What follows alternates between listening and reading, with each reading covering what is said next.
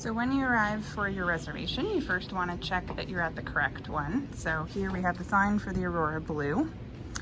And then the first thing you want to check is the waste tank and the supply tank. So there are two tanks here. This one's labeled supply, this one is labeled waste. So the waste needs to be dumped in the sink and the supply needs to be filled with water. So unlike the Fortesses, you can just unscrew these, they're not pressurized. If you want to remove this top part, you just squeeze the metal part and it will pop off, and then to attach it, you just push it back in until it clicks. So just make sure that this is filled with water, unlike the Fortesses, which are filled with 1X PBS. So we do have a different carboy. To fill the supply tank or the sheath tank, you can use this milliQ water. If this happens to be empty, you can just use the direct from the milliQ. So once you have checked that the waste is emptied and the supply is full, which this needs to be filled up, then you can turn on the machine with this power button here.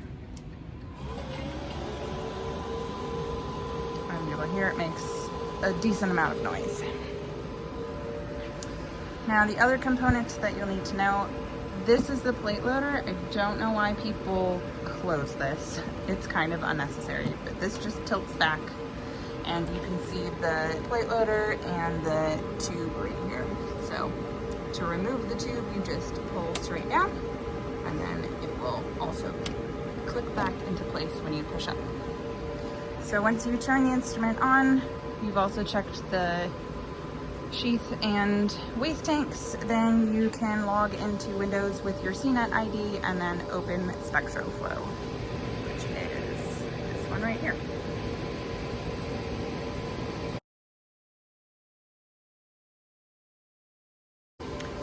While you're setting up the instrument, I have quite a few references available.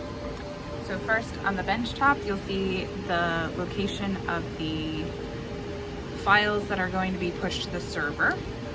Up here we have the peak channels of the expected peak channels of the fluorochrome, so you can look at those while you're running your reference controls. I also have a flowchart that helps you remember which button to click when you're unmixing, either the live unmixing button or the unmix, save, and open. Over on the instrument, we have this little device, so you'll need to fill your tubes up to 3 mils when you're doing the fluidic shutdown, so you can just hold your tube up to this to estimate 3 mils. And then finally we have the quick guide here.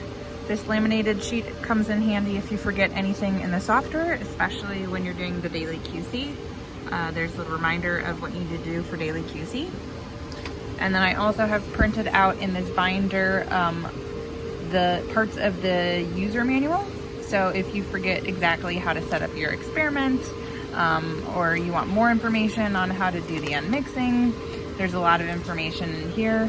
I also have the fluorochrome selection guide. So if you're looking for the unique signatures to compare them while you're sitting at the instrument, that's there as well.